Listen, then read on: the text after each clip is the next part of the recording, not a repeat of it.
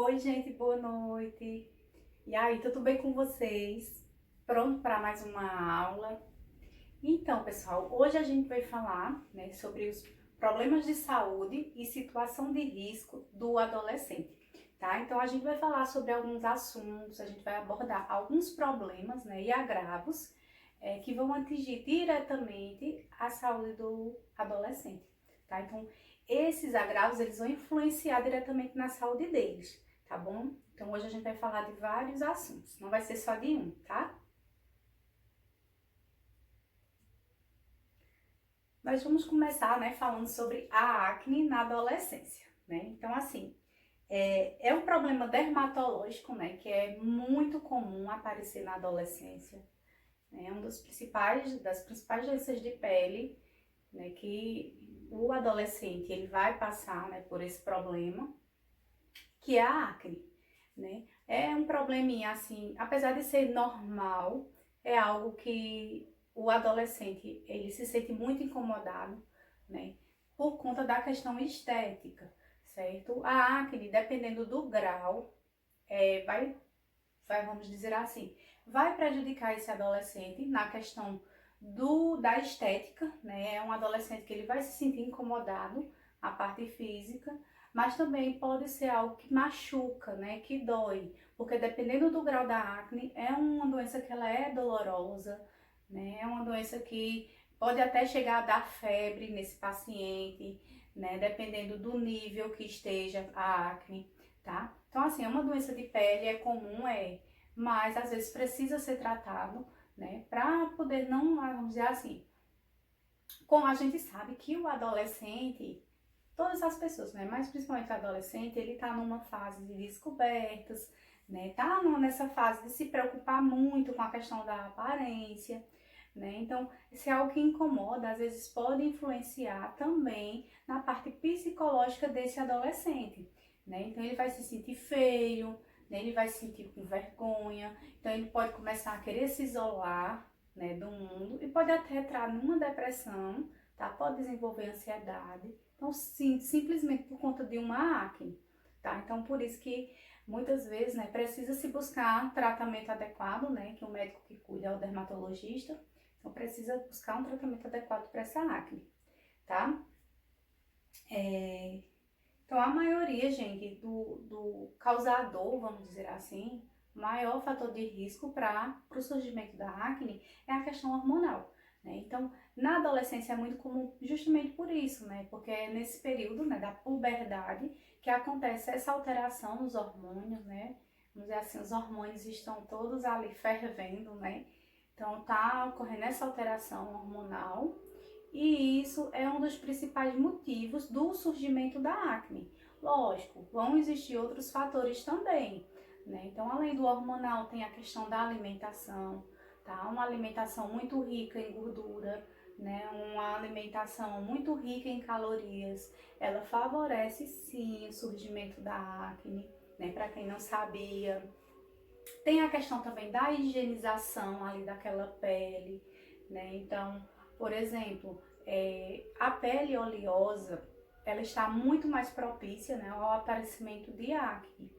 Então, tem que ser feita a higienização dessa pele, né, de forma correta, com produtos específicos para o tipo de pele, porque não adianta eu ter uma pele oleosa e eu usar um produto, um sabonete para pele seca, né? Então, se eu uso um produto para pele seca em uma pele oleosa, aquela pele oleosa vai produzir mais oleosidade, né? Porque você está usando um cosmético que é para pele seca, né? Então, se a pele é seca, né, vai precisar de hidratação.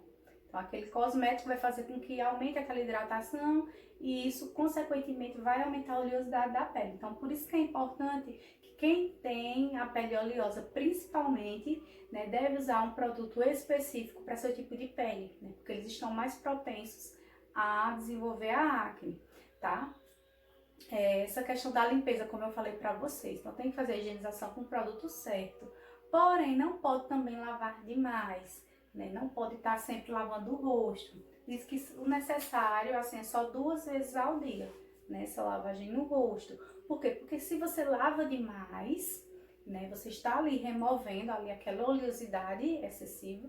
Então, você está lavando de forma excessiva, a sua pele vai, vamos dizer assim, vai pensar que está sendo necessário produzir mais óleo, tá? Então, você está limpando, lavando, tirando ali aquela oleosidade, a sua pele vai achar que a pele está ficando muito seca e que precisa produzir mais óleo. Então, vai dar aquele efeito rebote que a gente chama, né?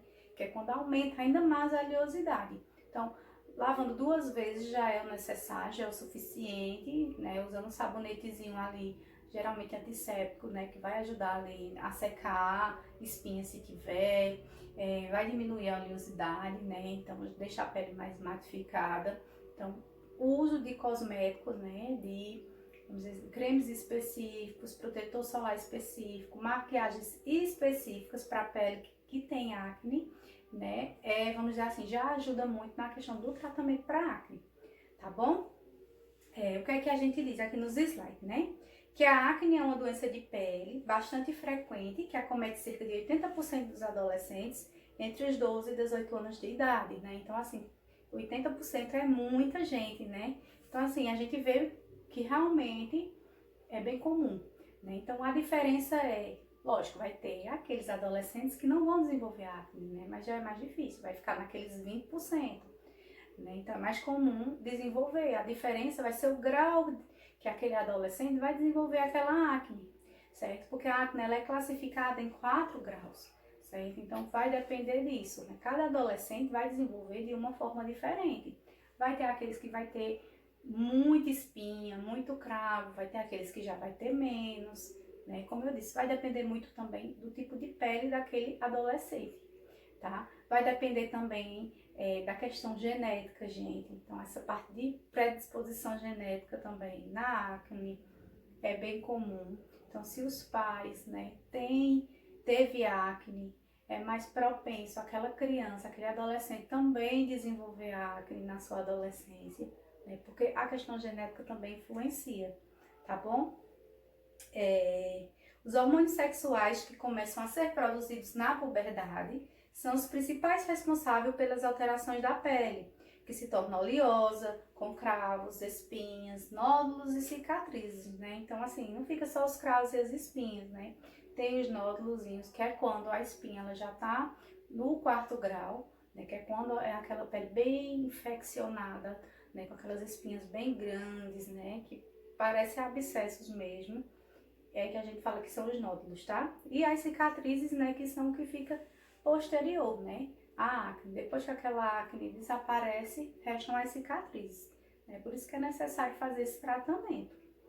A acne aparece principalmente na face, né? É o lugar que mais aparece, porém ela também pode aparecer, né? Nas costas, nos ombros, que nessa região do colo também pode aparecer, tá? No peito. O mecanismo pelo qual a acne ocorre envolve 4 pontos principais. Então, gente, aqui eu coloquei esses 4 pontos, é o mecanismo da acne. Vamos dizer assim, é como se fosse a fisiopatologia da acne. Como é que essa espinha ela vai surgir no meu rosto, né? Como é que isso ocorre? Então, assim, primeiro, ao aumento da secreção sebácea. O que é isso, gente? Nós temos as glândulas sebáceas, né, no nosso organismo. Então, essas glândulas sebáceas, elas começam a produzir o sebo. O sebo, ela é uma gordura que ela é natural, tá, da nossa pele, certo? Então, a gente já tem esse sebo de forma natural, né, porque esse sebo, ele ajuda a hidratar a nossa pele. Então, as glândulas sebáceas, elas começam a produzir, vamos dizer assim, de forma aumentada esse sebo. E esse sebo, o que é que ele vai fazer? Esse excesso de sebo, ele vai começar a obstruir ali os poros, né? Nós sabemos que nossa pele, né, ela é cheia de poros, né, cheia de buraquinhos, que é por onde a nossa pele respira, né, que é por onde os pelos nascem, né? São nesses poros. Então, quando esse sebo, esse excesso de sebo, ele tá ali obstruindo aqueles poros, aqueles buraquinhos, é quando vai começar a surgir a acne, tá? Então, obstrui ali, tá? Aquele poro, ele está obstruído.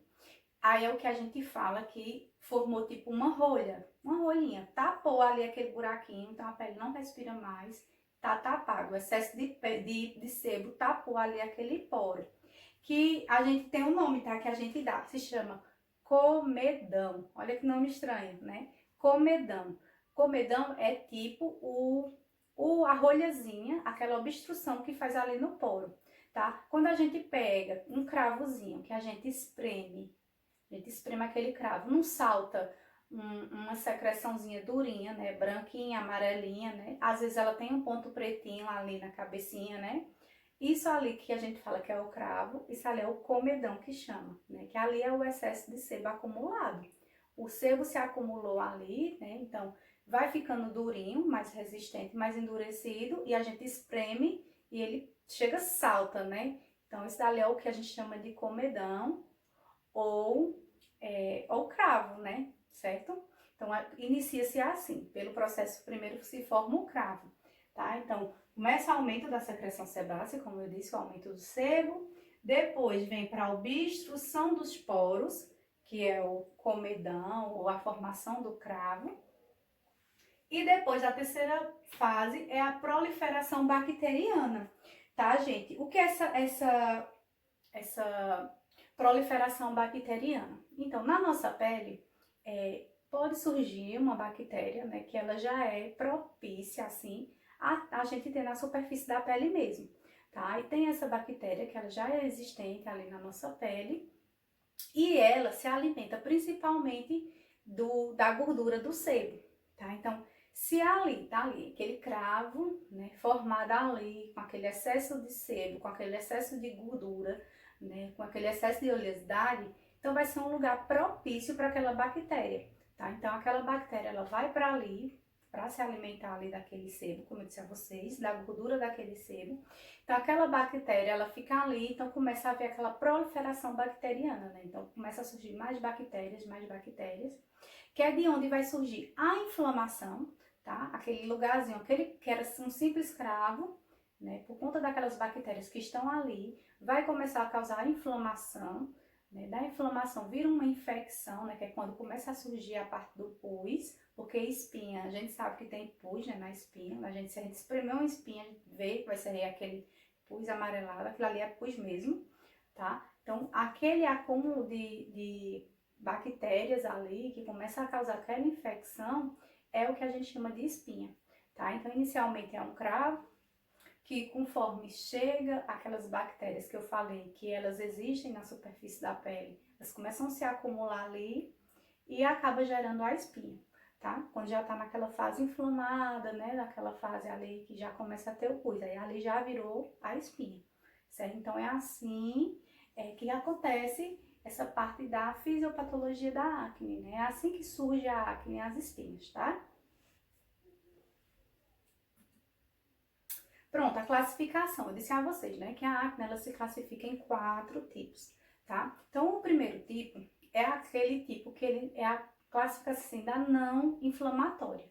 Então, é a acne não inflamatória. Então, são os cravos, né? Aqueles cravozinhos que estão só ali, aqueles pontinhos pretos, aqueles pontinhos que estão ali no rosto. Então, quando o adolescente ou qualquer outra pessoa tem aqueles cravos, a gente fala que ele tem a acne na classificação tipo 1, tá? No grau 1, certo? Porque não tem inflamação ainda. Quando começa a aparecer o processo inflamatório, né, já começa a ficar inflamado, já começa a ficar vermelhinho aquela área, aí a gente já disse que não é mais grau 1. Então vai ser grau 2, que vai evoluir para um grau 3, que pode evoluir para um grau 4, tá? Então eu coloquei aqui para vocês, tá, minha gente? O grau 1, tá? Só cravozinhos. Grau 2 já é a espinha propriamente dita, tá? Inflamada, bem vermelhinha, porém em pouca quantidade. O grau 3, né, já é aquelas espinhas bem inflamadinhas, que são as pústulas que a gente chama, que tem pus dentro, e em maior quantidade. No grau 4 já são aquelas que são os nódulos mesmo, né? Aquelas espinhas que são muito grandes, né? Que eu falei que são tipo abscessos mesmo, né? Que são, você pega assim, chega, você sente aquele caroço bem grandão mesmo, principalmente por dentro da pele também, fica, tá vendo? E fica bem, é o grau assim, vamos dizer assim, que é mais dolorido, né? Isso dói muito, muito mesmo no paciente que tem esse tipo de acne. Além de ser, vamos dizer assim, visivelmente não é legal, né? Não é bonito, tem a questão também de ser muito dolorido. Quando chegar aqui nesse nível aqui, o paciente ele pode ter febre, né? Porque é uma infecção mesmo, então tem que ser tratado com antibiótico, tá, gente? Então vai ser tratado tanto com um antibiótico tópico, que é o antibiótico que vai ser passado diretamente ali naquela acne, como também o antibiótico que aquele paciente vai tomar, tá? O oral, certo? Então, o controle da acne é recomendado não só por razões estéticas, né, por conta da aparência, como também para preservar a saúde psíquica do adolescente e prevenir as cicatrizes, certo? Que é difícil de corrigir na idade adulta. A cicatriz de acne é bem difícil de conseguir corrigir, né, fazer sua correção, muito difícil. Né? Mesmo usando laser, alguns tipos de ácidos, às vezes nem é possível, gente. Tem algumas cicatrizes assim que são tão profundas, né, dependendo do grau de acne que aquele paciente teve, que não consegue remover mesmo. Vai ficar a cicatriz ali na pele daquela pessoa, tá? Então, o tratamento é feito tanto para controlar essa parte, né, da aparência, como também a parte psicológica, né, daquele adolescente, porque muda, mexe mesmo, e com a parte da saúde dele, né, que dói, né, e também para tentar remover essas cicatrizes. Aliás, prevenir essas cicatrizes, né, para que no futuro não tenha cicatrizes. E o que pode estimular, né, o aparecimento da acne, né? Como eu falei para vocês, o principal é a questão hormonal, tá? Então, alterações hormonais, assim, é bem comum, principalmente, por exemplo, nas meninas, aquelas meninas que têm as síndromes de ovário policístico, né? Então, que é uma doença que altera ali totalmente, né, a menstruação daquela mulher, daquela menina, daquela moça, né? Aquele ciclo menstrual ali vai ser totalmente alterado, quem tem ovários policísticos, né? Então, síndrome de ovários policísticos. Então, vai ter toda essa alteração ali da menstruação, então justamente porque há uma alteração hormonal, né? Então, o hormônio daquela mulher é totalmente alterado. Então, por isso que quem tem essa síndrome, ela é mais propícia a ter acne, tá? Então, que pode causar, né? Que pode causar, né? Estimular o aparecimento da acne ou piorar a acne. O uso de alguns medicamentos, né? Como os anticonvulsivantes, né? Então, para aqueles pacientes que têm problemas de convulsões, pacientes epiléticos que fazem uso desse tipo de medicamento, né? Pode ser que desenvolva acne. Uso de corticosteroides, né? Que são aqueles hormônios sintéticos, né, usados para inflamação. Quem fazia uso do lítio, tá? O lítio, gente, ela é uma medicação que ela é muito usada, né, para tratar depressão, para tratar quem tem transtorno de bipolaridade, né? Então é um medicamento para doenças, né, psiquiátricas. Algumas pílulas anticoncepcionais, né? Lembrando que não são todas, gente, pelo contrário, a maioria dos anticoncepcionais, eles vão regularizar ali aquela taxa hormonal, vai regularizar aqueles hormônios ali e vai ajudar, né, no combate à acne. Porém, tem alguns também que são propícios também a desenvolver a acne, tá? Mas na sua maioria, eles ajudam no combate, certo? Vitamina B12 também ajuda. Uso de perdão, minha gente, Ave Maria, quase não sai. Uso de anabolizantes, né? Então, para aquelas pessoas, né, que praticam musculação, né, que fazem uso de anabolizante, né? Anabolizante a gente sabe que são hormônios, né? Então, quem faz o uso de hormônio vai alterar toda o hormônio ali do seu corpo, né? Você está injetando um hormônio sintético dentro do seu corpo, então os seus hormônios naturais ali vão ser todos alterados. Então, por isso, quem faz o uso de anabolizante também está propenso a desenvolver a acne, tá? E determinados cosméticos, né? Como eu disse a vocês, a questão de você ter a pele oleosa e você querer usar um cosmético que não tem nada a ver com o seu tipo de pele, né? Por exemplo, o uso do protetor solar também, porque o protetor solar, ele é um cosmético que ele é muito oleoso. Então, para quem já tem a pele oleosa, né? Tem que procurar um protetor que seja mate, que seja anti-oleosidade, certo? Porque senão vai piorar vamos dizer assim, vai piorar no desenvolvimento, né, dessa oleosidade na sua pele, vai piorar se já tiver acne, vai piorar também. Então tem que ser um produto específico. A acne pode ser indicativa de algumas alterações hormonal, né? Como eu falei, a síndrome de ovário policístico, a hiperplasia de suprarrenal, tá, minha gente? Lembram daquela doença que eu falei lá no teste do pezinho, né? A hiperplasia suprarrenal, que é naquela glândulazinha que fica acima do rim, né? Lembram? Pronto. E que acontece essa doença, ela é causada, né, devido ali a uma alteração que dá ali naquela glândula, certo? Então, quem tem aquele tipo de problema pode desenvolver a acne, principalmente a acne mais severa, chegando no grau 4, tá? Puberdade precoce também, então aquelas meninas, aqueles meninos que entram na puberdade, né, de forma mais precoce, mais cedo. E são muitas causas, né, que acontecem. Por isso, o tratamento deve ser acompanhado por um médico que terá condições de escolher adequadamente a medicação para cada caso e investigar se julgar necessário, né? Então, sempre procurar um dermatologista, né, que é um médico especializado em cuidar, né, de doenças da pele, tá bom? Ele que vai dizer qual é o melhor tratamento, né, qual a melhor forma de tratar aquela acne, dependendo do grau. Então, o que é que estimula, né, o aparecimento da acne? Então, o aumento da secreção sebácea, como eu já tinha falado, certo? Então, se tiver a pele oleosa, esse aumento do sebo, dessa oleosidade é muito maior, né? Por isso que peles oleosas têm a maior propensão de ter acne. A colonização pela bactéria Propionibacterium acnes, tá, gente? Essa é a bactéria que eu falei pra vocês, que ela fica na pele, tá? Ela é muito comum, tá ali na superfície da pele. Então, quando tá aquele escravinho ali, aquele monte de sebozinho, as bactérias vão lá se proliferar, se juntar, né? Que é onde vai causar a inflamação, tá? E gerar espinha. A liberação de mediadores de inflamação, que são substâncias que influenciam diretamente no processo do organismo. Então, a questão da inflamação. E a alteração também na queratina existente na pele. Tá, gente? A questão da alteração na queratina, né? A queratina ela é uma proteína, né, que a gente tem na nossa pele.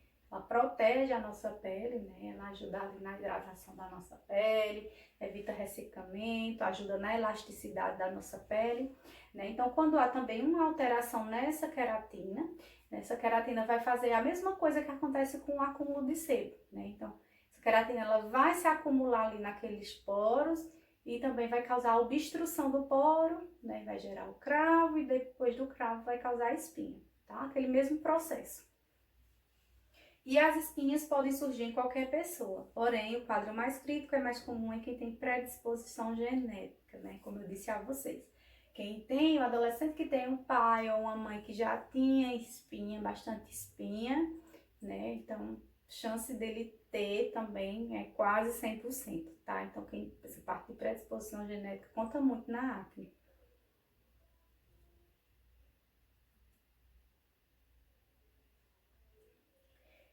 Então, as formas mais simples, né? Como prevenir? A Sociedade Brasileira de Dermatologia, né, recomenda, tem algumas recomendações que é bem fácil, né, que pode ser seguido não só pelos adolescentes, né, qualquer pessoa só seguir essas recomendações para se evitar, tá? Então, lavar o rosto, como eu falei para vocês, apenas 2 vezes ao dia e com produtos específicos, tá? Nada de ficar lavando o rosto o dia todo, para não aumentar essa produção de óleo, tá? E com produtos certos para cada tipo de pele. Evitar o hábito de beliscar as espinhas. É muito difícil, né? Quem tem acne, quem tem cravinho, tem que estar ali cutucando, né? Mas isso pode causar a inflamação, né? E depois vai causar marcas, né? Então, para se fazer isso, essa parte de espremer cravo, espremer espinha eles não, vamos dizer assim, eles não dizem que é para dizem que não é para espremer, tá, gente? O cravo, ele até pode ser extraído, Porém, tem que ser feito por um profissional, né? Então, quando a gente vai fazer a limpeza de pele, ela é muito indicada no tratamento de quem tem acne, tá? Porém, você tem que fazer com um profissional especializado, tá? Porque ele vai saber fazer a extração correta ali dos cravos, vai manipular sua pele de forma correta, tá? Não é simplesmente você chegar, meter a mão e espremer, não é assim, né? Até porque tem todo um processo, né? Ele vai colocar um emoliente antes, né? Vai colocar uma aguinha morna ali pra deixar os poros abertos, dilatados, né? E ajudar ali na hora de fazer a extração do cravo, tá? Quando você faz e só aperta, né? Às vezes você aperta forte e você vai causar cicatriz. Então, você pode tirar o cravo, você pode tirar a espinha, mas depois vai ficar cicatriz. Então, por isso que é importante fazer, né? Por alguém que saiba fazer realmente, né? Então, finalmente, sempre utilizar filtro solar e maquiagens adequadas para a pele oleosa, tá? Então, sempre o indicado para o tipo de pele. E não é porque o protetor solar, ele, como eu disse a vocês, ele aumenta a oleosidade, né? Por ele ser bem oleoso, que você não vai usar. Você tem que usar, só mandar comprar o específico para a pele oleosa, tá bom?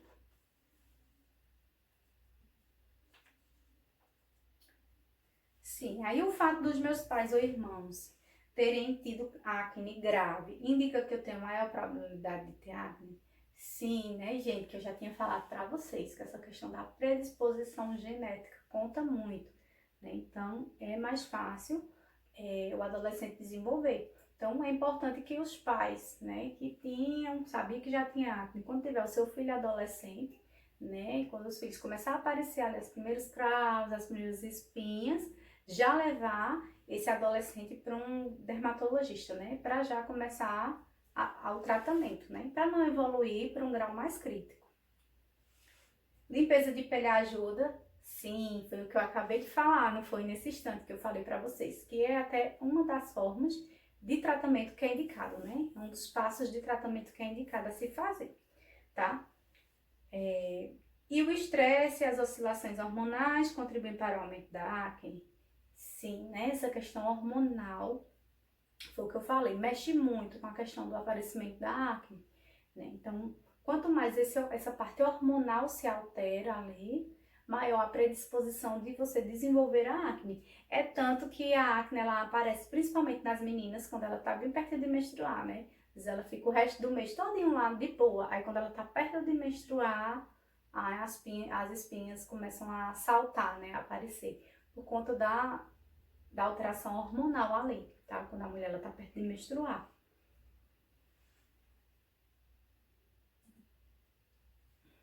E como é que é feito esse tratamento, né? Então, como eu expliquei para vocês, o tratamento ele vai ser feito, pode ser feito com o uso de antibióticos se o grau da acne já estiver mais avançado, tá? Então, vai ter que ser feito o uso de antibiótico tópico ali diretamente na pele, como também ele vai tomar o antibiótico, tá?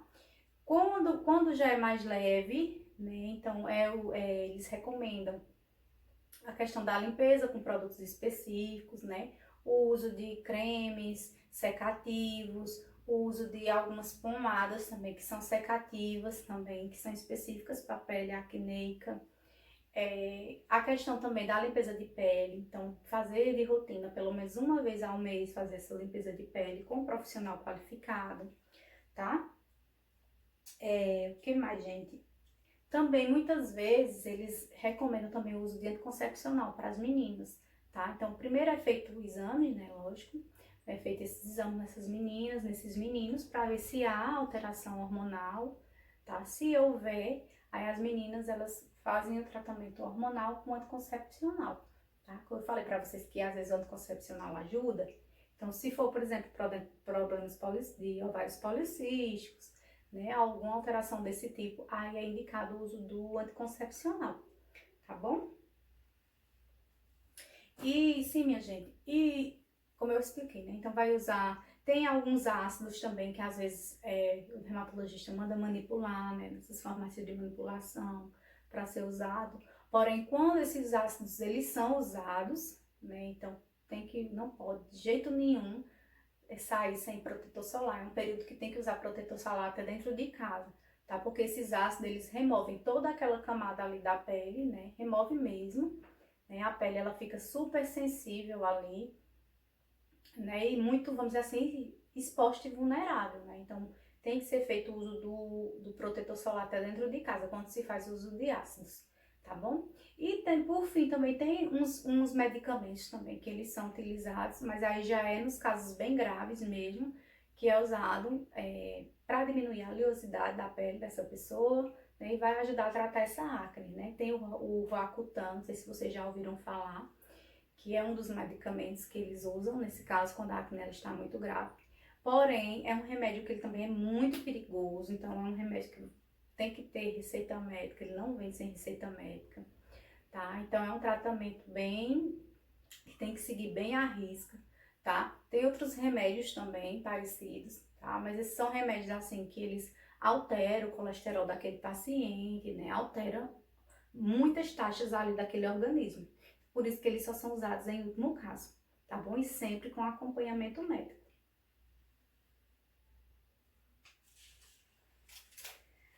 Pronto, pessoal, a gente terminou a acne. Agora a gente vai falar sobre a obesidade na adolescência, tá bom?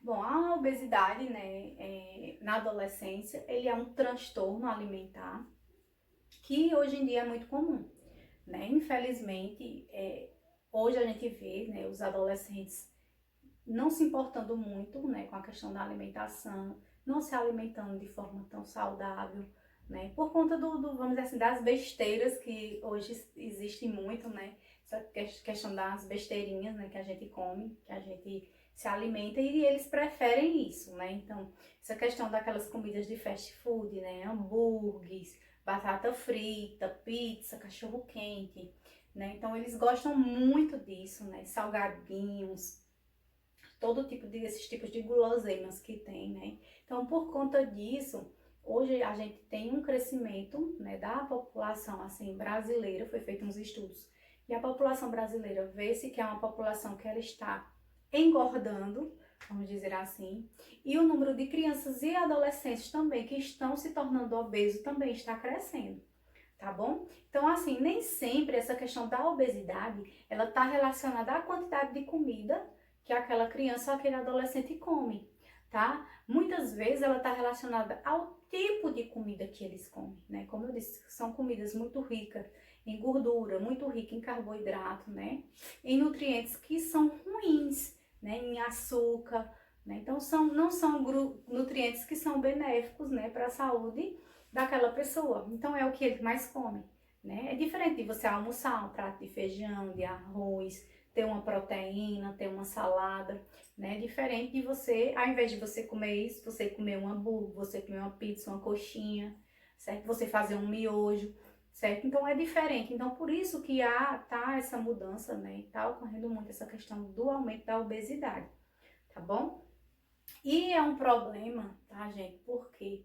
Porque é um problema que pode, vamos dizer assim, vai provocar problemas ali, tanto na parte da saúde, né, do corpo daquele adolescente, como também vai causar problemas psicológicos também, tá? Então tem essas duas vertentes aí, vai causar esses dois tipos de problema, né? Por quê? Porque o adolescente é uma fase assim que a gente diz que eles são muito maus, né? Tem muita maldade, no sentido de que? De apelidar, de fazer bullying, de zoar mesmo. A gente já foi adolescente e a gente sabe como é que funciona, né? Então, nesse período, nessa fase ali da adolescente, né? Da criança, no finalzinho a criança, indo para a fase do adolescente, e o adolescente em si ali, né? Eles não têm pena, vamos dizer assim. Então, eles zoam bastante, né? Então, tiram aqueles gordinhos, são os que mais sofrem bullying, né? Por isso, né? Porque tem aqueles apelidos, né? Que existem, aqueles apelidos, né? Então, isso vai mexer com o psicológico daquela criança ou daquele adolescente, tá bom? Então, tanto vai interferir nessa parte psicológica, né? Quanto na parte pior, que é a parte da saúde mesmo da criança e do adolescente, né? Então, se é um adolescente ou uma criança que é obesa, ela vai ter uma maior predisposição a ter outras doenças, outros agravos, né? Então, pode se tornar um adulto obeso também, que a maioria acontece isso, se torna um adulto obeso, certo? E é um adulto que ele vai desenvolver, principalmente a diabetes, é o que mais eles desenvolvem quando são gordinhos. Então, vai desenvolver uma diabetes, pode desenvolver problemas cardiovasculares ali do coração, tá? Pode desenvolver uma hipertensão, né? A pressão vai aumentar, tá? Então, a obesidade, vamos dizer assim, não tem nada de bom para oferecer, tá? Por isso que é um tema que é preocupante e que a gente está conversando aqui hoje, tá? Então, a obesidade não é mais apenas um problema estético, que incomoda por causa da zoação dos colegas. O excesso de peso pode provocar o surgimento de vários problemas de saúde, como diabetes, problemas cardíacos e a má formação do esqueleto, tá, gente? Porque lembrando que nesse período da adolescência, né, é o período que aquela criança, aquele adolescente, ele está em desenvolvimento, está em crescimento. E a questão da obesidade pode alterar até nisso, nessa parte óssea, tá? Cerca de 15% das crianças e 8% dos adolescentes sofrem de problemas de obesidade. E 8 em cada 10 adolescentes continuam obesos na fase adulta. Tá vendo, gente? De 8, cada 10 adolescentes obesos, 8 vai continuar obeso na fase adulta. Apenas 2 vai conseguir voltar ao peso normal. Tá vendo como é preocupante? As pessoas dizem que as crianças obesas ingerem grande quantidade de comida, mas nem sempre é verdade, pois em geral as crianças obesas usam alimentos de alto valor calórico, né? E foi o que eu disse a vocês, né? A questão que nem sempre a questão é comer demais. Às vezes é o alimento, o tipo de alimento que aquela criança come, que aquele adolescente come, né? O excesso de gordura, de carboidrato, que é o pior, assim, o excesso de doce, tá?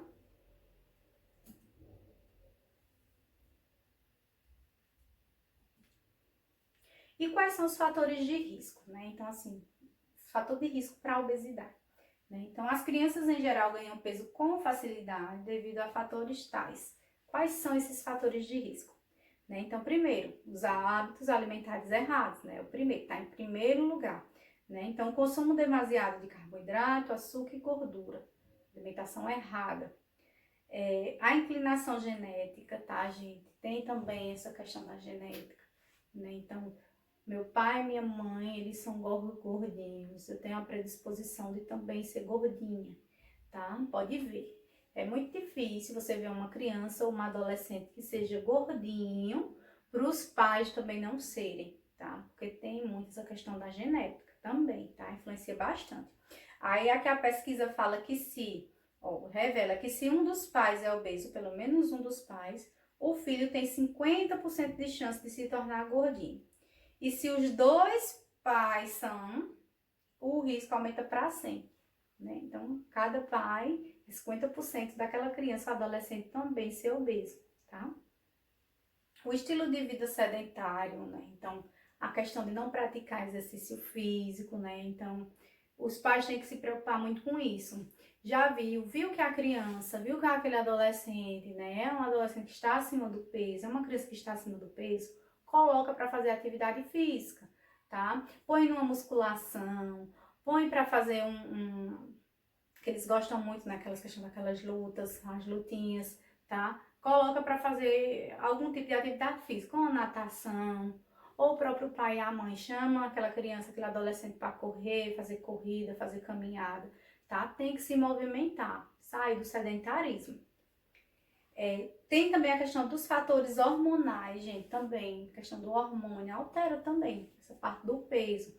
Então, por isso que é importante que se vê um adolescente, uma criança gordinha com excesso de peso, tem que fazer os exames ali para ver as taxas hormonais, para ver se tá tudo ok ou se tá alterado, tá? Então, o excesso de insulina, tá? Que a insulina não é o que controla ali a glicose, né? Então, o excesso de insulina vai causar aumento de peso, né? A deficiência do hormônio do crescimento, o excesso de hidrocortisona, né? Então, tem vários fatores hormonais.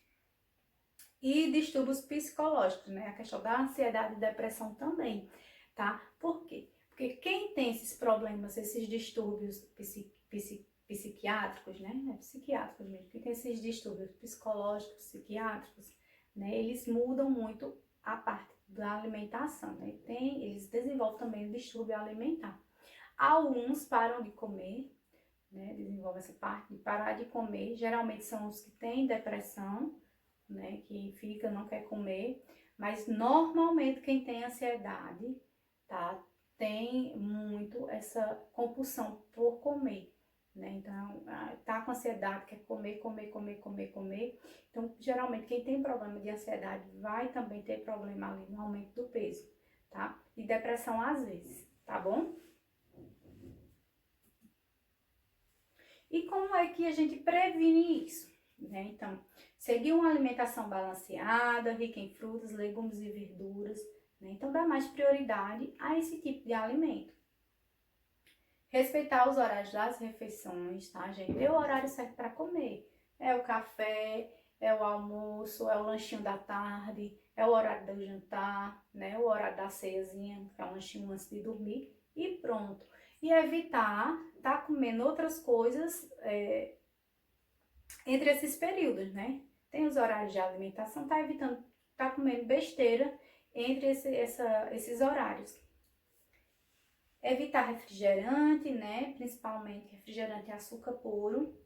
Alimento gorduroso também, evitar, né, fritura, evitar excesso de carboidrato, principalmente se for carboidrato de farinha branca. Praticar atividades físicas também é uma forma de prevenir, lógico, né? Caminhar, principalmente porque é algo que todo mundo pode fazer, né?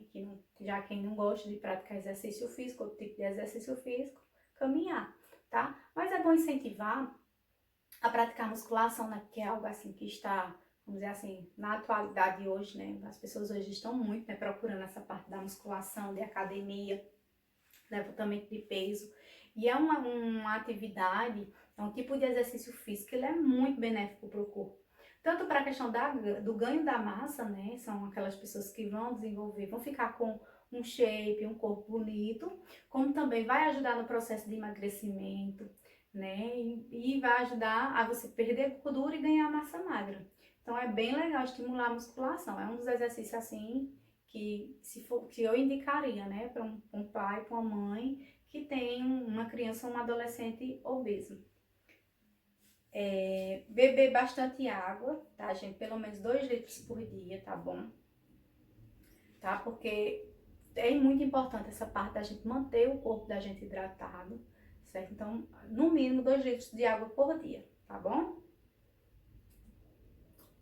Pronto. Falamos também da obesidade. Tá? Agora a gente vai para um outro tipo de transtorno alimentar, né, que é o contrário.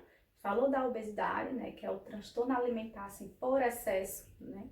E nós vamos falar agora do transtorno alimentar anorexia, que é o contrário, né, que é a diminuição ou a parada total, né, daquela criança ou adolescente se alimentar.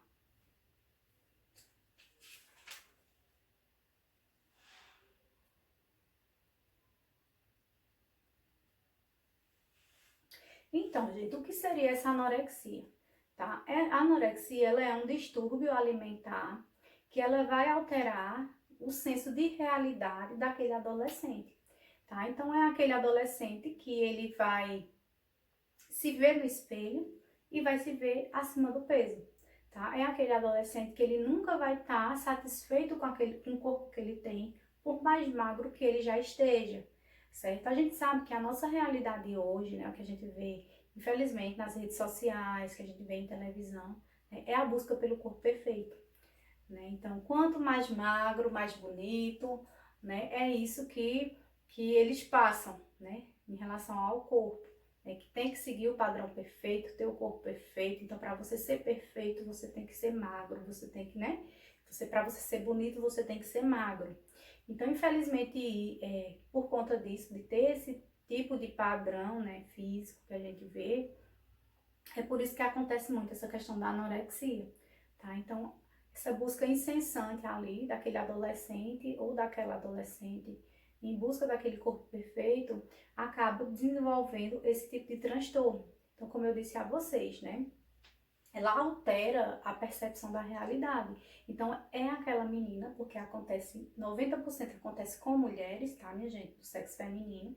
Então é aquela menina que, ela por mais magra que ela esteja, ela se olha no espelho, ela se vê gorda, tá? Ela por mais magra que ela esteja, não está suficiente. Então, ela quer emagrecer mais e mais e mais e mais, né? Então há essa alteração, esse distúrbio na mente, né? No psicológico dessa menina, e ela vai estar sempre buscando a magreza até chegar em um nível que fica na magreza extrema, tá, gente? Ela tá assim, magrinha, e ela se vê gordinha, tá? Acima do peso, porque vai mexer no psicológico dessa menina. Então é uma menina que ela, cada vez mais, ela vai comer menos, né? Então ela começa diminuindo ali, na questão alimentar, vai diminuindo, diminuindo, e chega um momento que ela não quer comer mais. E o corpo também não sente fome, gente. É uma doença que ela é bem triste, é uma doença que ela é bem séria, né? E que por conta disso, né, vai ocorrer uma deficiência grave ali nutricional, né? Deficiência nutricional grave ali vai ocorrer no organismo daquela menina. E se ela não for tratada, né, ela pode chegar a óbito, tá?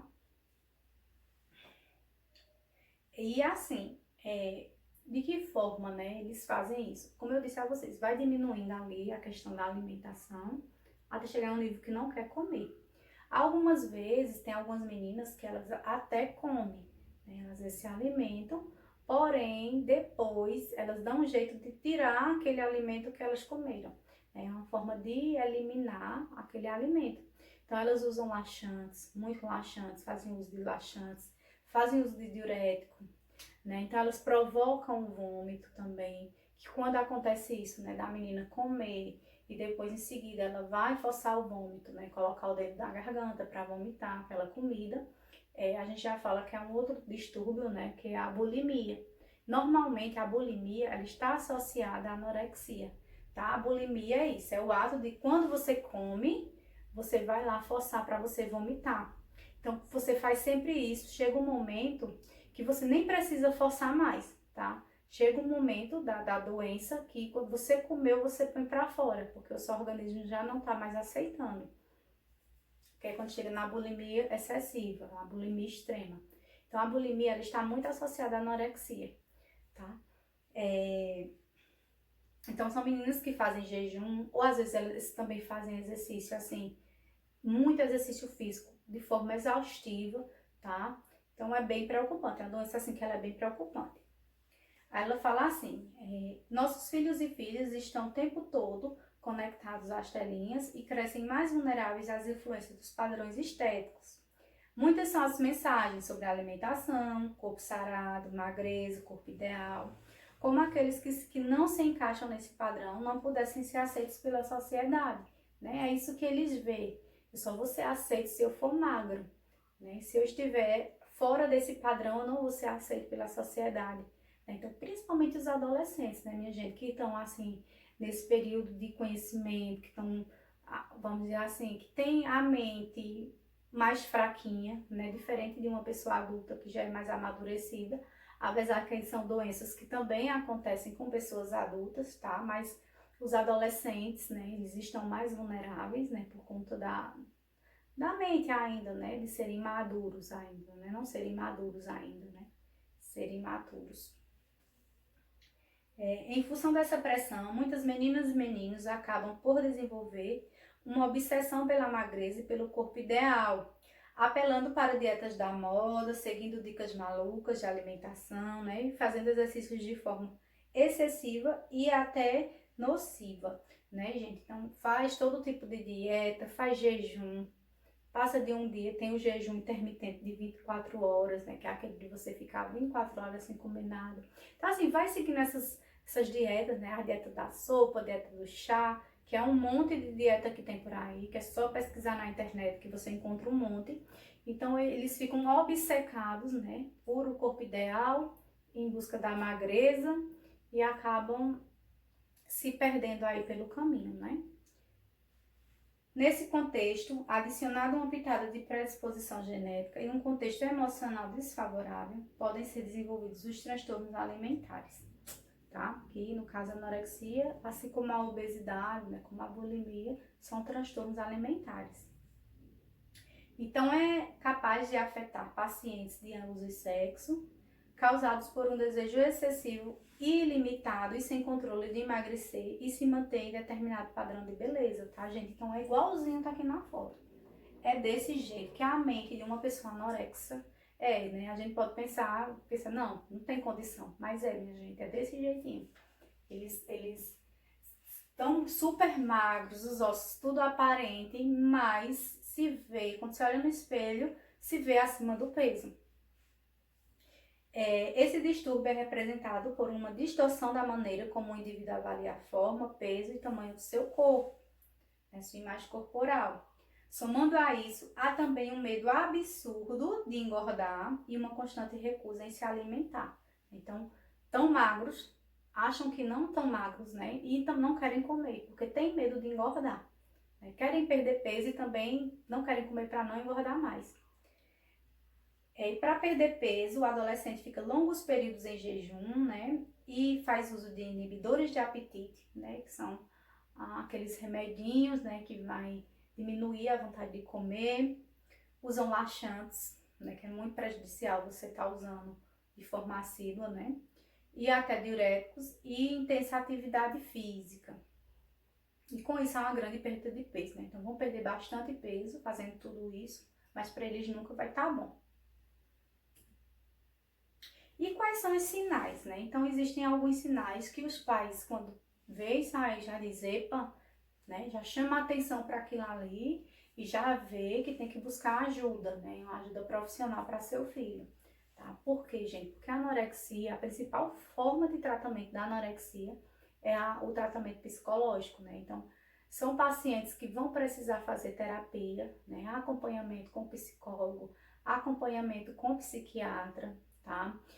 A questão da terapia, né, com o terapeuta, tem que fazer pelo menos uma vez por semana, certo? Até voltar à normalidade. Vai fazer uso também de remédios, então o psiquiatra é quem passa, tá, minha gente? Psicólogo não pode passar medicação, quem tem que passar é o psiquiatra, por isso tem que fazer esse acompanhamento com os dois. Então o psiquiatra, quem vai passar a medicação, normalmente são ansiolíticos, né, remédios para ansiedade, né? Pode ser usado um antidepressivo, né? Então, vai ser feito o uso dessa medicação, tá? Então, tem que ser feito esse acompanhamento psicológico, né? Junto com o tratamento medicamentoso, que vai ser receitado pelo psiquiatra. Há um acompanhamento também nutricional, né? Então, o nutricionista também vai estar envolvido ali, né? Para colocar ali a dieta certinha para aquele adolescente, para aquela pessoa, porque, como eu disse a vocês, são pessoas que vão estar com deficiência grave de nutrientes, né? Então, normalmente eles passam parte de suplementação, né? O nutricional vai passar um tipo de suplemento para se fazer o uso desse suplemento, né? Feita a dieta, vamos dizer assim, bem calórica, rica em alimentos mais calóricos, né? Porém, essa parte, quando o anorexo ele começa a ser tratado, essa parte da introdução alimentar, ela é gradativa, né? Então, vai ter que ser introduzida aos poucos. Também não pode simplesmente colocar um monte de comida tudo de uma vez, tá? Até porque ele não vai conseguir. Então, vai ter que ser aos poucos, tá? Essa introdução alimentar. Então, tem que ser feito esse acompanhamento. Muitas vezes, dependendo do nível de anorexia que aquele adolescente chegou, às vezes precisa internar, né? Às vezes não só tratar assim em casa, não tem como mais. Daí tem que internar, às vezes tem que se fazer uso de uma sonda, né, nasogástrica para ajudar nessa questão da alimentação. Então, aquelas pessoas que não conseguem comer, não conseguem se alimentar mais de forma oral, a interna e é passada uma sonda, né, nessa pessoa nasogástrica ou nasointeral, dependendo. Tá, minha gente? Que é aquela sondinha nasogástrica, tá? É aquela que introduz, né, no nariz, na narina do paciente e vai até o estômago. E depois a dieta, né, colocada ali na sondinha, certo? Ou a nasointeral, que ela é bem parecida, porém a diferença é no final da sonda, né? Que a nasointeral, ela não vai só até o estômago, ela já vai até ali numa porção do intestino mesmo, né? Já vai ali para a porção do intestino. Então, normalmente são passados a sonda, tá? Naqueles casos mais graves. Então, quais são os principais sinais, né? De se prestar atenção, de alerta, né? Para esses pais. Então, quando você vê que o filho tá com preocupação excessiva com o corpo e com a imagem, né, corporal, um medo mórbido de engordar, né? Aquele adolescente que tem muito medo de engordar, insatisfação com a perda de peso, né? O peso nunca tá bom, tá perdendo peso, mas nunca tá ideal ali. O hábito de fazer dieta, mesmo quando o peso está dentro da normalidade, tá? Então, o adolescente tá com corpo bom, corpo legal, corpo ideal, mas ainda continua fazendo dieta. Crítica constante a alguma parte do corpo, né? Nunca está satisfeito. O corpo sempre tem algo para reclamar ali do corpo. Obsessão em emagrecer e um padrão alimentar transtornado, que inclui fazer e falar constantemente de dieta. Excluir grupos alimentares considerados engordativos, né? Como as gorduras e os carboidratos. Por quê, gente? Tem que evitar gordura e carboidrato na obesidade? Tem, minha gente, mas tem as gorduras e os carboidratos ruins, vamos dizer assim, né? Quais são as gorduras ruins? Manteiga, alimentos com fritura, com muito óleo, isso é a gordura ruim. Mas existem algumas gorduras do bem, né? O azeite, o óleo de coco, o amendoim, a castanha, são gorduras, tipos de gorduras do bem. E do mesmo jeito o carboidrato, gente. O carboidrato ruim é aquele carboidrato, como eu disse, da farinha branca, né? Aquele monte de pão, bolo, aquelas coisas que é feito de farinha branca, né? Agora, alimentos mais integrais, né? De massas integrais, arroz, batatas, todos os tipos de batatas, tudo é carboidrato. E é algo que a gente tem que comer no nosso dia a dia, tá? Então, quando a gente fala assim, em evitar certos alimentos, são os alimentos daquela classe alimentar, porém, que são alimentos ruins, tá? Então, quando o adolescente ele está anoréxico, né, ele evita a todo custo esse tipo de alimento, né? Até os que são benéficos. Negar a fome, né? Dizer que não tá com fome, tá sempre sem fome, tá? Pesar constantemente e contar calorias. Então, assim, tudo que está envolvido ali, a alimentação, né? Sempre o adolescente vai estar muito preocupado. Então, são sinais de que os pais eles têm que começar a prestar atenção.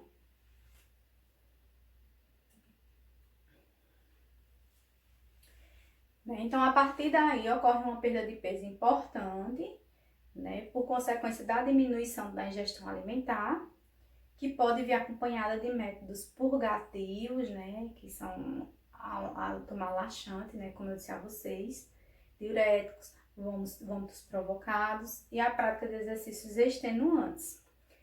Comportamentos depressivos, controladores e ansiedade também acompanham o curso da doença. Porque, como eu disse, é uma doença que ela é uma doença psicológica, uma doença psiquiátrica, tá? Quando um paciente possui anorexia, ele para de comer e não consegue ver que seu corpo aos poucos está definhando, com a falta de nutrição adequada. O indivíduo anorexo pode até mesmo deixar de sentir fome por completo, tá? Então, como eu disse a vocês, eles vão ficando tanto tempo sem comer que o corpo acaba se acostumando com a falta de comida, né? Porém, eles vão definhando, né? Olha a diferença. Vão definhando mesmo até chegar a óbito mesmo, se não for tratado. Na anorexia, as costelas e ossos das costas começam a ficar aparentes e a pessoa anorexa passa a desenvolver condições e doenças complementares, né? Então, a pessoa ela vai ter queda de cabelo, tá? Por conta é um dos principais sintomas, assim, quando você já tá anorexo, perda de cabelo, perde muito cabelo, as unhas ficam muito quebradiças, né? Por conta da falta de nutrientes. E a anorexia ela é classificada em 2 tipos. Na restritiva, né, que é quando aquela criança, aquele adolescente não se alimenta, tá? Então ela é restritiva por isso. Não há, quando há quando há limitação da ingestão energética. Né? Então é aquele adolescente que vai contar ali o alimento que vai comer, certo? Tem que ser só um pouquinho ou não vai comer. E a purgativa, que é aquela que não há essa limitação, porém depois ele vai usar um artifício, né, para tirar esse alimento que ele comeu, né? Então é quando ele começa a usar os laxantes, né, os diuréticos, vai fazer exercício físico de forma assim incessante, sem parar, né, de forma extrema, tá bom? Então a anorexia tem esses 2 tipos. E Produz também a parte de provocar, né, o vômito, que aí, como eu disse, que está associado à bulimia, certo? Então, a parte de provocar vômito, ele entra aqui na purgativa também. Então, os principais sintomas. Recusa em manter o peso na proporção normal, tá? Não quer ficar no peso normal, sempre vai querer estar abaixo. Medo enorme de engordar. Visão distorcida do corpo. Amenorreia, tá, gente? Para as meninas, elas vão parar de menstruar, tá? Ocorre uma alteração tão grande ali no corpo daquela menina que ela nem menstruar ela vai mais, tá? A menstruação para, que é o que a gente chama de amenorreia. Autoestima influenciada. Perda de libido nos homens e mulheres, né? Então, o desejo sexual ali acaba, não vão sentir desejo sexual nenhum, vontade de ter relação sexual. Extremidades do corpo frias e mau humor constante. Busca pelo isolamento, né? Então, eles podem ficar depressivos. Fadiga, tá? Então, vai ter sempre esse cansaço, porque não estão se alimentando, não tem energia, né? Então, são pessoas que vai estar sempre cansadas, que não vai ter energia para nada, tá? Fracos. Do abdominal também, tá? Saciedade com quantidades alimentares relativamente baixas. Então, é aquela pessoa que, vamos dizer assim, come uma fruta, uma maçã durante quase 24 horas do dia e está satisfeito, não sente fome, tá? Então, aqui é falando sobre que eu disse que 90% dos casos é mulher que desenvolve. E o tratamento, como eu já tinha falado para vocês, né, que vai ser primeiro a questão psicológica, né, psiquiátrica. Então, é feito esse acompanhamento, tá? Com um psicólogo e com um psiquiatra. Fazer essa terapia, né, pelo menos uma vez na semana, né, o uso de medicação, que vai passar ao médico, normalmente antidepressivos e ansiolíticos, certo? E a questão também dos suplementos, tá bom? Então, o que eu já falei mesmo, acompanhamento por nutricionista, tá? E o nosso último temazinho é a gravidez na adolescência, né? Um tema bem bacana de se falar, né? Que a gente vê aí, um tema também bem atual, né? Que a gente vê hoje em dia, como eu já tinha falado lá na aulinha sobre AIDS, né? Que é muito normal hoje em dia, né, as meninas, adolescentes aí engravidarem. Infelizmente, a gente vê um número assim crescendo, né, de meninas muito novas engravidando, pelo fato de iniciarem a vida sexual também de forma muito cedo, de forma muito precoce, né, e isso é muito preocupante, né. Por quê, minha gente? Por que é preocupante essa parte de gravidez na adolescência? Né, porque a gravidez na adolescência, ela vai prejudicar esses adolescentes, né, tanto na parte corporal, se for a menina, né, como também na parte social, né, se for a menina ou o menino, né, os dois. Na parte social, como? Né, porque se a menina ela engravida, mas o rapaz, normalmente são adolescentes, né, que não trabalham, que só estudam. Então, a menina ela vai ter que largar o estudo para cuidar do filho, né? O adolescente, o menino, vai ter que largar a escola para começar a trabalhar, né? Muitas vezes vão ter que ser sustentados ali pelos pais, né? Então, assim, essa parte social é bem complicada, né? Então, eles vão deixar de estudar para correr atrás de fazer coisas, né, que eles fariam só na vida adulta, né? Como trabalhar, né? Como cuidar de um filho, né? Então, vão deixar de estudar, assim, de ter um futuro melhor, né, por conta da gravidez. E para as meninas, né, tem também a questão da parte corporal, né, por quê? Porque a menina na adolescência, o corpo daquela menina ainda não está formado, né, o corpo dela ainda está em formação, né, está em crescimento, o aparelho reprodutor também da menina também está em formação ali na idade da adolescência, né, está se formando, não está completinho, né? Então, por conta disso, por ainda estar em formação, então ela vai correr alguns riscos, né, quando ela engravida, tá bom? Então, tem alguns riscos que ela vai correr, como, por exemplo, ela ter um aborto espontâneo, né? Então, adolescentes, elas estão mais propensas a abortarem de forma espontânea, a terem bebês de parto prematuro, né? A criança nascer antes da hora, ou a criança ela nascer até no tempo certo, mas ser uma criança pequena, né? Que é a que a gente chama de PIG, né? Que é pequena para a idade gestacional. Ser uma criança com que ela pode nascer com algum tipo de comorbidade, com algum tipo de doença, né? Pode também, são meninas que estão mais predispostas também a desenvolverem uma pré-eclâmpsia, uma eclâmpsia, né? E consequentemente, em consequência de uma pré-eclâmpsia ou eclâmpsia, essa menina ela pode vir a óbito, ou a própria criança, né? Pode vir a óbito depois de nascer, ou nascer morto, tá?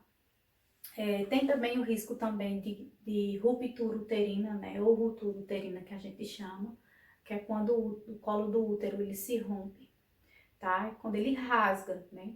Porque durante ali o processo de parto, né? Então, como eu disse a vocês, ainda é um útero pequenininho, que ainda está se formando, está em crescimento. Então, pode acontecer, né, da criança, a criança ficar ali dentro daquele útero, né? E durante o parto, pode acontecer, né, no processo de parto, durante o processo de parto, ou no próprio momento do parto ali, né, haver essa ruptura, né? O rasgar desse colo do útero. E é muito perigoso, né? Quando acontece uma ruptura, né, de útero, uma ruptura de útero, essa mulher ela pode ter uma hemorragia intensa, né? E ela pode vir a óbito também, né? Então, por conta disso, que a gente fala que a gravidez, né, na adolescência não é tão seguro, certo? Então, é muito importante que quando uma menina, uma adolescente, ela descubra que ela está grávida, né? Então, ela receba o apoio familiar, né? Porque não tem mais o que se fazer, então os pais eles têm que apoiar, até porque para não mexer com a questão psicológica, né, dessa menina, tem que ter esse apoio e essa menina ela tem que procurar uma unidade básica de saúde para iniciar o seu pré-natal, tá? Porque quando se inicia o pré-natal o mais precocemente possível, menos chance de acontecer esses problemas que eu falei para vocês, tá? Por quê? Porque ela vai começar a tomar o ácido fólico, vai começar a tomar o sulfato ferroso, né? Faz o acompanhamento, faz os exames que tem que fazer para ver como estão as taxas, né? Então, tem que se fazer o pré-natal de forma precoce, né? Que aí diminui as chances dela ter algum problema durante a gestação ou no momento do parto, tá? Então, assim, tá falando que a gravidez, ela pode ter diversas causas, né? A gravidez na adolescência.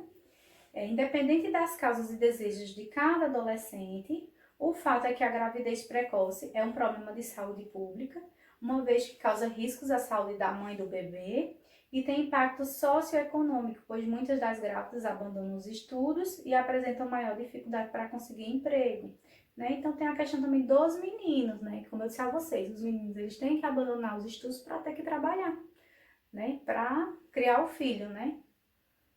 Que normalmente quando na adolescência, o normal, né, geralmente os dois são adolescentes, né, quando a menina engravida, normalmente os dois assim têm a idade parecida. Mas sempre pesa mais para a mãe, né?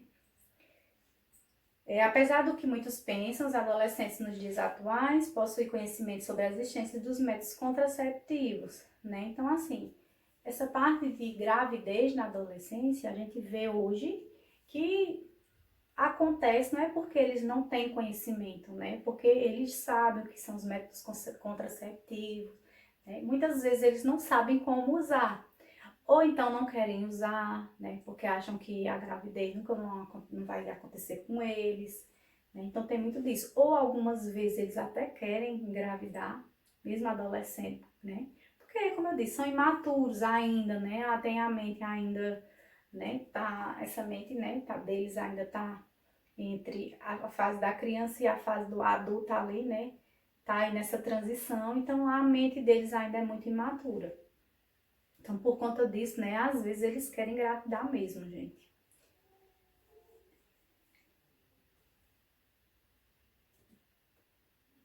E os problemas, né, que podem causar na adolescência, na mulher, que eu já citei alguns para vocês. Muitas pessoas acreditam que o problema da gravidez na adolescência está exclusivamente do fato de muitas mães e pais nessa idade não apresentarem maturidade e renda suficiente para criar uma nova vida. Entretanto, o problema vai além dos fatores psicológicos e econômicos, né? Tem os fatores psicológicos e econômicos que eu citei, mas a parte da saúde, né, na mãe, na gestante é o pior, né? Que a mulher grávida pode apresentar problemas durante a gestação, com risco de morte, né? Então, como prematuridade do bebê, baixo peso, que eu citei, né? Morte no pré-natal, anemia, aborto natural, que é o espontâneo, né? Pré-eclâmpsia, eclâmpsia, o risco de ruptura do colo do útero e depressão pós-parto. Tem a questão da depressão pós-parto também, gente, que eu nem falei para vocês, tá? Porque a gente sabe que existe, né, a depressão pós-parto e na adolescente é muito mais comum acontecer, tá? Essa parte de depressão, tá? Então, assim, por isso que é complicado, né? A menina que engravida muito cedo. E a gente sabe que é adolescente a partir dos 12, né? Então, tem meninas de 12 anos engravidando, tá? Então, de 12 a 18 anos, né? Pelo Estatuto da Criança e do Adolescente, né? Eles são adolescentes. E tem pela Organização Mundial da Saúde, né? Que eles dizem que adolescentes é a partir dos 10, né? Dos 10 aos 20. Então, foi nesse período aí, já é considerado adolescente. Certo? Então, ó, além de morte das mães, observa-se que a morte infantil é maior em crianças nascidas de adolescentes com menos de 15 anos, certo? Então, assim, também é mais comum essa questão de morte materna ou de morte de óbito, né, neonatal, a criança morrer também depois que nasce, né, por conta disso. Quanto mais nova aquela adolescente for, né, mais chance dela ter algum problema, né, durante essa gestação ou após a gestação. Aqui a questão da economia, né, abandonar os estudos. Então, esses fatores contribuem, né, essa parte de abandonar os estudos, né, então, contribui para a perpetuação da pobreza, baixo nível de escolaridade, abuso e violência familiar, tanto da mãe quanto da criança. Além disso, a ocorrência de mortes na infância é alta em filhos nascidos de mães adolescentes, né, porque a mãe também é adolescente, ela não tem ainda a mentalidade, não tem todo aquele cuidado com o filho como deveria ter, né? Então tem a questão da responsabilidade, né? Levar para vacinar na data certa, né? Cuidar direitinho do filho. Então nem sempre aquela adolescente vai ter essa mentalidade, né? Que dá importância disso, tá? A importância de amamentar, né? De tudo isso. A situação socioeconômica e a falta de apoio e de acompanhamento também da gestação contribui para que as adolescentes não recebam informações adequadas em relação à alimentação materna apropriada, a importância da amamentação e sobre a vacinação na criança, né? Então, como eu falei para vocês, às vezes acontece esses problemas com essas crianças por conta disso, né? Ela não tem essa mentalidade. Então, por isso que é importante que durante o pré-natal, essa enfermeira, né, esse médico que faça o acompanhamento dessa adolescente, né, explique bem direitinho, né, explique a importância, tem que abrir a cabecinha, né, a mente dessa adolescente, né, para que ela entenda. Também é grande o número de adolescentes que se submetem a abortos inseguros, usando substâncias e remédios para abortar, ou em clínicas clandestinas, né? Então, isso tem grandes riscos para a saúde da adolescente e até mesmo risco de vida, sendo uma das principais causas de morte materna, né? Então, a questão da mulher ela querer fazer aborto. Então, a adolescente descobriu que está grávida, né? Ela vai querer abortar. Então, ela vai fazer esse aborto de forma clandestina, ou tomando um chá abortivo, fazendo uso de alguma medicação, né? E a gente sabe que o aborto provocado, ele tem vários riscos, né? Várias complicações podem acontecer, inclusive a morte é uma delas. Então aqui é o resumozinho, né, dos principais riscos, né? A evasão escolar, né? Sair da escola para cuidar do filho, o pai trabalhar. Riscos à saúde da mãe, né? Como eu citei aquele monte de risco, né? Pré-eclâmpsia, eclâmpsia, aborto espontâneo, tá?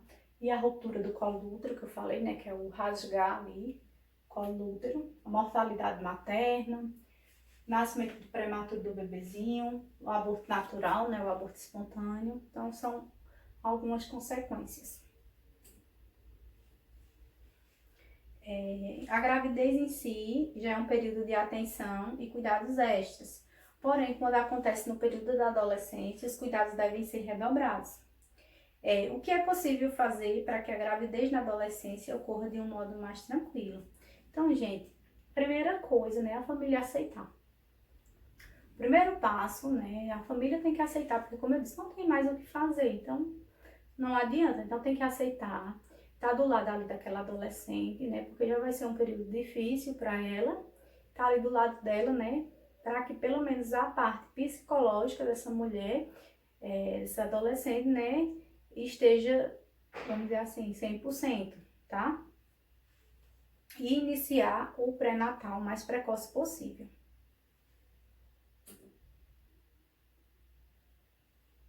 Pronto, aí o que fazer, né? Se um adolescente desconfia ou descobre que está grávida, o que é que essa adolescente tem que fazer? Primeiramente, ela tem que contar para a família, né? Tem que contar para o pai da criança e depois tem que contar para a família. Então, muitas vezes, ela tem medo de chegar e já contar para os pais, né? Para a mãe e para o pai. Então, conta para um irmão, para uma irmã, né? A orientação é essa, contar para alguém para ajudar ela a contar para o pai e para a mãe, né? Porque sempre é o mais difícil. Certo? Então, o primeiro passo é esse, conta para o pai da criança e depois conta para a família, né? Certo? E depois que fizer isso, o que é que faz? Depois que fizer isso, contar, tá todo mundo sabendo, aí tem que ir na unidade de saúde para iniciar o pré-natal o mais rápido possível. Tá bom? Essa é a orientação a se dar para uma adolescente grávida. E como evitar a gravidez na adolescência, gente? Seria, né, não iniciar, né, de forma tão precoce a vida sexual ativa, porém, se iniciar através dos métodos anticoncepcionais, né, anticonceptivos, né, então, através desses métodos, né, é que é feito essa prevenção, né, não existe outra forma, né, ou não ter relação sexual, ou então fazer uso, né, desses métodos para se evitar a gravidez. E eu vou falar para vocês sobre os métodos contraceptivos, né? Os principais que tem. Então, existem vários, né? Então, trouxe 4 tipos para vocês, né? Que se dividem em 4 tipos. São os métodos de barreira, né? Então, como o próprio nome já diz, barreira. Então, vai barrar a entrada dos espermatozoides no útero, certo? Então, o método de barreira vai servir dessa forma, vai agir dessa maneira. Ele vai impedir que os espermatozoides cheguem no útero, certo? Então, de que forma, gente? O principal método de barreira que nós temos é o preservativo, né? A camisinha. E hoje nós temos 2 tipos, né? Nós temos o preservativo masculino, que é o mais conhecido, e o preservativo feminino, né? Então, são vamos dizer assim, o método de barreira melhor, porque além de prevenir, né, a gravidez, ele também vai prevenir a infecção por ISTs, né, por infecções transmissíveis, né, sexualmente transmissíveis. Então, por isso que é muito importante o uso do preservativo, né, da camisinha, tá bom? Então, é o principal, nós temos, né, o preservativo, camisinha feminina e masculina, tá? Aí nós temos também o diafragma, tá, minha gente? Aqui o diafragma, tá vendo? O diafragma, ele é tipo um anelzinho de borracha, tá vendo? Como se fosse um anelzinho de borracha. E esse anelzinho, ele é bem flexível, tá, gente? Ele é bem molinho. Aí ele é colocado dentro da vagina da mulher, né? Mais ou menos 15 a 20 minutos antes de ter relação, né? Ela coloca lá dentro. Aí essa partezinha aqui, ele vai tapar ali todo o colo do útero. Então, quando ela tiver relação, né, mesmo que o rapaz ele ejacule ali na vagina, os espermatozoides não vão passar. Por quê? Porque o diafragma ele vai estar lá, né, envolvido assim, então vai ser uma barreira. Não vai ter como os espermatozoides passarem, tá? Então, quando a mulher ela usa esse tipo de método, normalmente é pedido que seja associado com espermicida, tá? Que até coloquei aqui, é o espermicida. Que esse espermicida, ele é como se fosse um produto químico, tá? Que ele é usado para matar os espermatozoides, né? Então a mulher, ela joga o espermicida aqui, nessa região, antes dela colocar, e depois ela coloca dentro. Então, todos os espermatozoides que entrarem em contato aqui com o diafragma e com o espermicida, eles vão morrer. Porém, é importante que essa mulher, ela não pode, teve a relação sexual, ela não pode remover o diafragma na mesma hora, tá? Ela tem que deixar o diafragma lá e ela tem que ficar pelo menos, no mínimo, 6 horas, tá? Com o diafragma. Pelo menos 6 horas com o diafragma lá. Para quando ela tirar, não ter perigo, né, de algum espermatozoide ficar e ir pro útero, tá? Correr lá pro útero. Então tem que ficar pelo menos 6 horas com o diafragma. Pode ficar até 24 horas, tá? O recomendado, normalmente, eles pedem que fique até 12 horas, tá bom? Mas pode ficar até 24 horas de boa, que não vai ter problema nenhum. O importante é que não se tire antes das 6 horas, tá bom?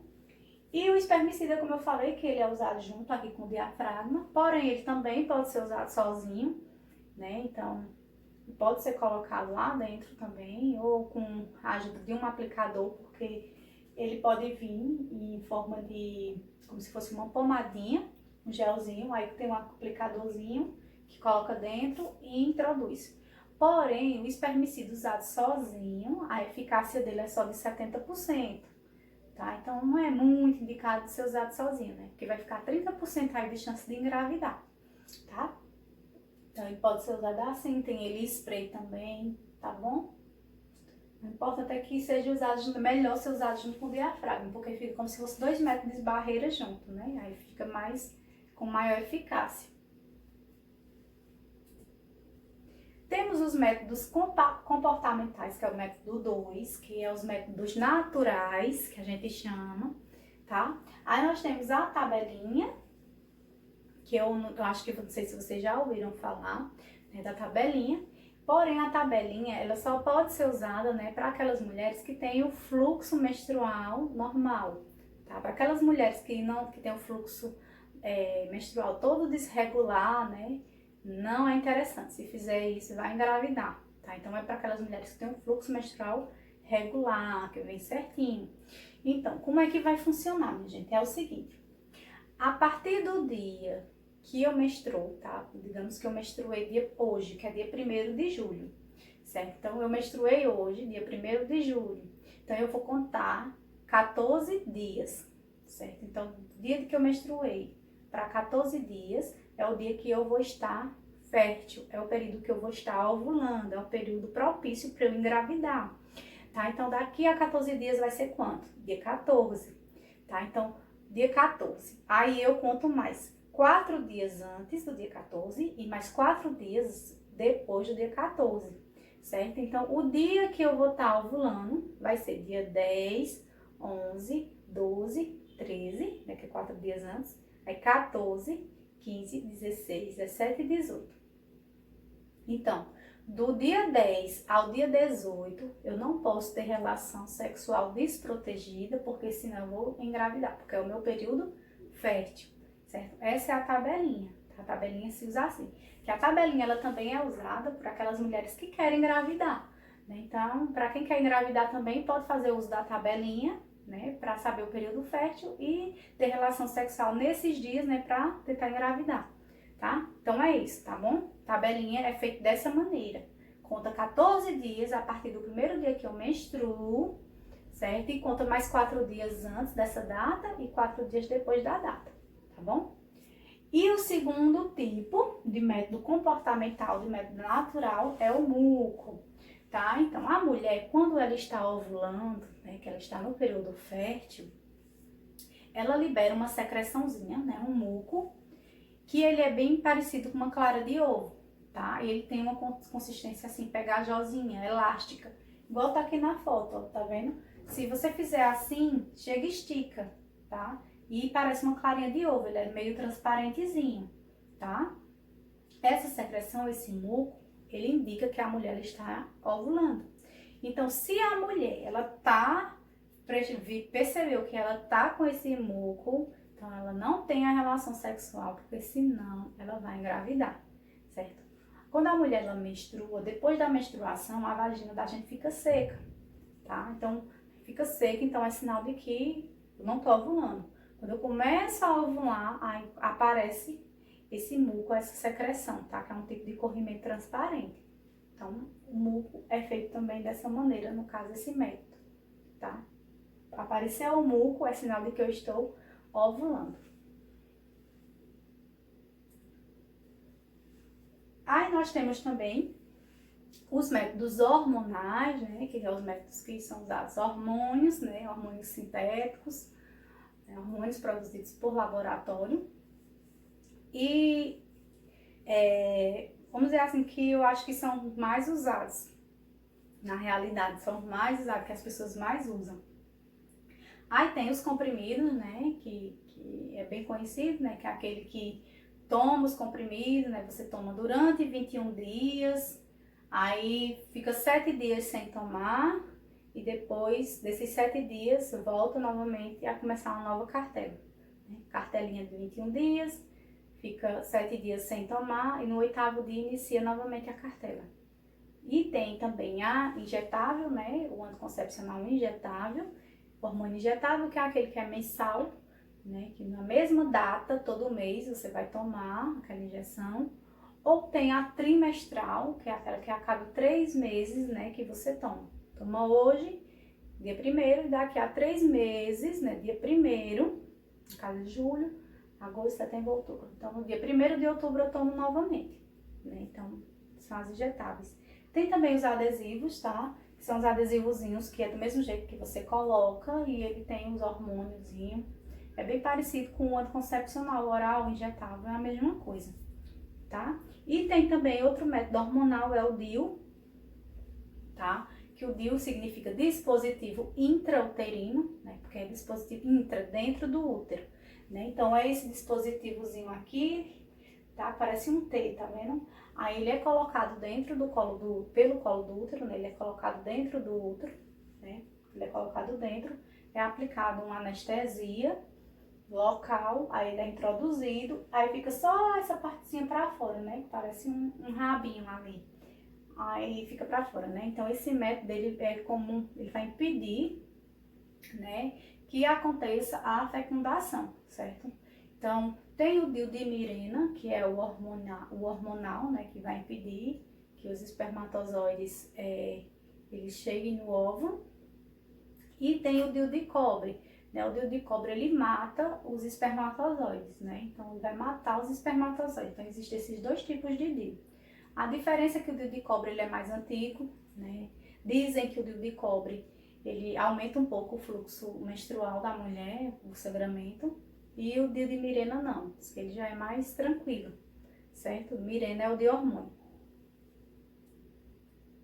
E o quarto e último método é o método cirúrgico, né? Ou esterilização, né? Aquele que você fez, provavelmente não vai ter como reverter, né? Então, nesse caso, ele é mais usado, né, por aquelas pessoas que não querem mais engravidar, não querem mais ter filhos, certo? São os métodos para quem não quer mais ter filho, né? Então, nós temos da mulher e no homem, né? Na mulher, nós temos a laqueadura, tá? Da mulher a laqueadura, que é aquela que é feita a cirurgia, né? Onde as trompas, as tubas uterinas da mulher ou são amarradas ou são cortadas, né?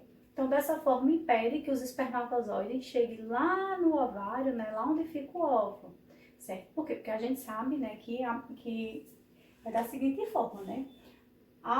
O homem, né, tem a relação sexual, o homem vai ejacular aqui na vagina, então aqui é o colo do útero, então os espermatozoides eles vão entrar aqui no útero, aí aqui, né, são as trompas, essas ligaçãozinhas aqui, são as trompas, e aqui no final, né, ficam os ovários com o óvulo. Então, o espermatozoide ele vai caminhar por esse percurso até chegar no óvulo, né? Então, aqui é onde vai ocorrer ou a amarração ou o corte. Então, os espermatozoides eles só vão chegar até aqui e parar. Não vai ter como eles virem para o ovário. Então, essa parte de laqueadura funciona dessa maneira, tá bom? E a parte da vasectomia, né, que é no homem, que é aqui, tá vendo? Aqui, vocês estão vendo, aqui é o saco, dentro do saco escrotal, né, que é onde é produzido ali os espermatozoides, o esperma, né?